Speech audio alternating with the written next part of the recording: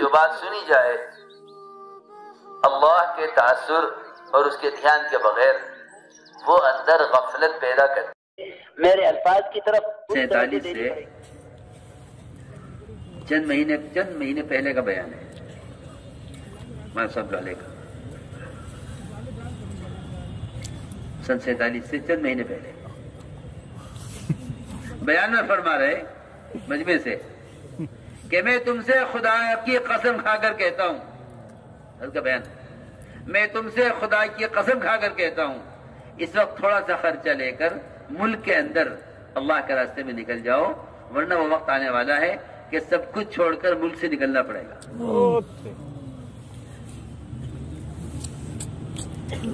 یہ اس کا بیان ہے. اس پر یاد آیا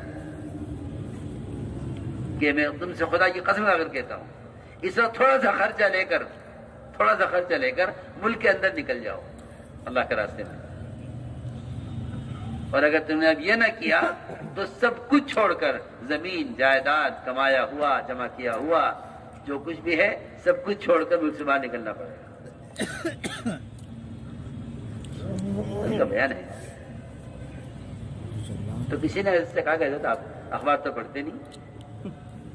تو نے فرمایا اخبار پڑھنے والے ہی تو اندھے ہوتے ہیں. سنو تو صحیح حضرت کی بات. فرمایا اخبار پڑھنے والے ہی تو اندھے ہوتے ہیں، اخبار پڑھنے والوں ہی کی سوچ تو الٹی ہوتی ہے. اخبار پڑھنے والے یہ کبھی بھی نہیں سمجھ سکیں گے کہ اللہ کے ضابطے کیا ہیں، کیونکہ اللہ کے ضابطے قرآن میں ہے، اخبار میں نہیں ہے. سیدھی بات ہے. اللہ کے ضابطے قرآن میں، جی ہاں، قرآن اللہ کا ضابطہ ہے، قرآن اللہ کا قانون ہے. ہم یہ کریں گے، ہم یہ کریں گے، ہم یہ کریں گے. جی ہاں، اور جب یہ ہوگا جب ہم یہ کریں گے، جب یہ ہوگا ہم یہ کریں گے. پورا قرآن پڑھتے چلے جاؤ. ہم کس سمے پر کیا کرتے ہیں؟ ہم جب ان تعودوا نعود، اگر تم پلٹو گے گناہوں کی طرف ہم پلٹیں گے عذاب کی طرف. فوراً تم جاؤ گناہوں کی طرف ہم جائیں گے عذاب دینے کی طرف. اللہ فرما رہے ہیں وَلَن تُغْنِيَ عَنْكُمْ فِئَتُكُمْ شَيْئٌ وَلَوْ كَثُرَتْ. اور اگر تم نے ایسا کیا تو تمہاری فوجیں، تمہاری طاقت، تمہارے محامی اور تمہارے ساتھ دینے والے تمہیں کوئی نفع نہیں دے سکیں گے، اگرچہ ان کی تعداد کتنی بھی زیادہ ہو جائے.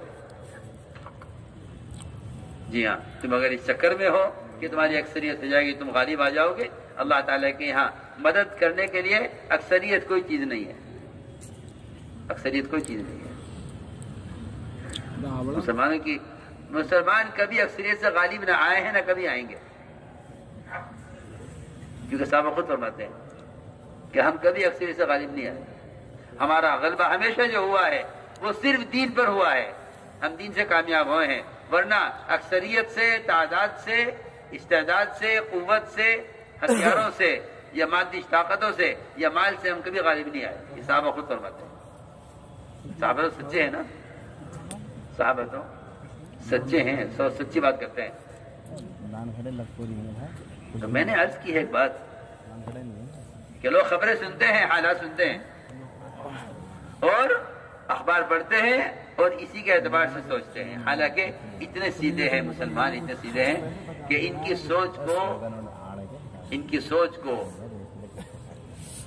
سوچ کو دشمن اپنی سوچ کے مطابق کرنے کے لیے خبریں دیتا ہے.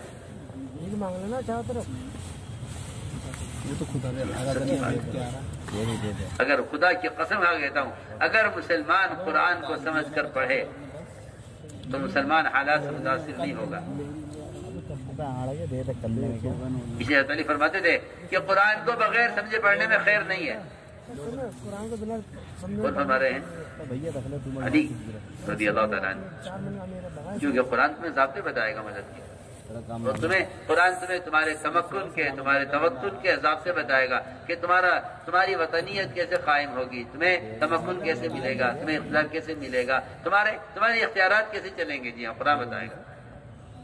اسے پڑھتے نہیں، وہ سمجھتے ہیں کہ تو کوئی برکت کی کتاب ہے اور یہ اخبار رسائل یہ موجودہ حال ہے. بالکل نہیں. تو حضرت نے فرمایا کہ ہم قرآن پڑھ کر سمجھتے ہیں کہ اب کیا ہونے والا ہے.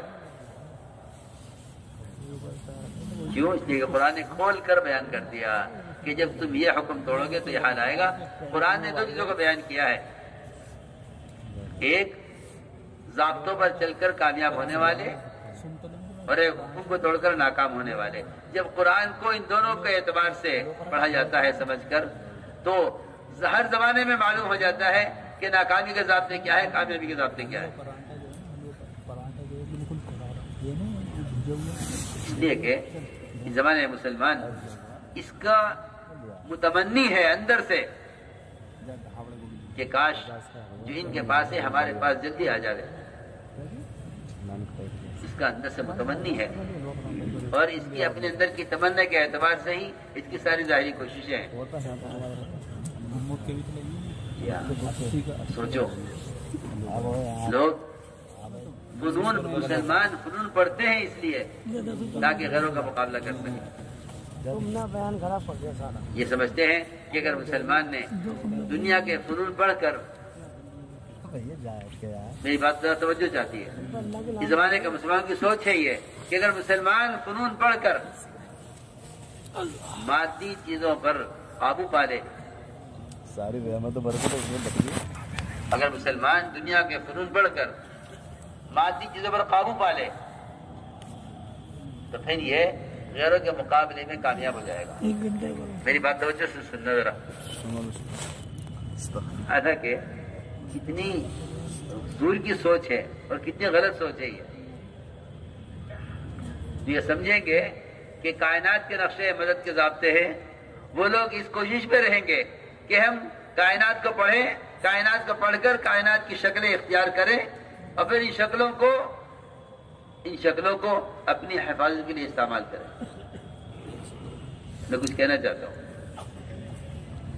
اللہ کی شان، جب صحابہ کرام نے حکم پورا کیا اور غیروں کے لیے سوائے ان کی ہدایت کے اور سوائے ان کو جہنم سے بچانے کے ان کے ملک و مال کا ارادہ نہیں کیا اور صرف ان کی ہدایت کی تمنا رکھی، تو اگر کوئی رکاوٹ ان کے راستے میں پیش آئی، کوئی رکاوٹ ان کے راستے میں پیش آئی، تو اللہ نے یہ نہیں کہا کہ تم یہ سیکھ کر ان کا مقابلہ کرو، بلکہ یہ کہا کہ تمہیں اگر کوئی رکاوٹ پیش آ رہی ہے تو اس رکاوٹ کو ہم اس طرح ہم دور کریں گے، اس رکاوٹ کو ہم دور کریں گے۔ درخت کی تازہ ٹہنی، درخت کی تازہ ٹہنی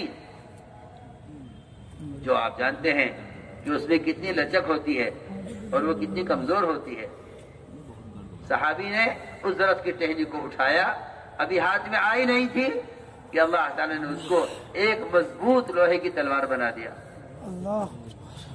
چلو، تم یہ سمجھتے ہو کہ تم ہمارے اعمال اور ضابطے اور فرائض کو چھوڑ کر مادی طاقتوں کے ذریعے مقابلہ کر لو گے اور اپنا تحفظ کر لو گے؟ نہیں، تم ہمارے ضابطوں پر آؤ، ہم تمہیں ایسی شکلوں سے تمہیں قوت دیں گے، ان شکلوں سے تمہیں قوت دیں گے کہ تم خیال بھی نہیں کر سکتے کہ ایک آدمی درخت کی ٹہنی اٹھائے گا اور ابھی ٹہنی ہاتھ میں آئی نہیں، پوری طرح کہ وہ اللہ تعالیٰ نے درخت کی ٹہنی کو پکے مضبوط لوہے کی تلوار میں اپنے حکم سے منتقل کر دیا۔ یہ لوگ میں عرض کرنا چاہتا تھا کہ مسلمان اس کوشش میں ہے کہ ہمارے پاس دو چیزیں آ جائیں، ایک ملک و مال اور دوسرے مادی طاقت۔ سمجھتے تھے اگر مسلمان باطل کا مقابلہ مادی طاقت سے کرے تو دونوں طرف مادہ ہے، ادھر بھی مادہ ہے، ادھر بھی مادہ ہے، ادھر بھی دنیا ہے، ادھر بھی دنیا ہے، اور دنیا کا مقابلہ ایسا ہے جیسے دو مرغوں کا مقابلہ ہو، تو جو مرغہ قوی ہوگا وہ ضعیف پر غالب آ جائے گا۔ جی ہاں، نہ حق ادھر ہے نہ حق ادھر۔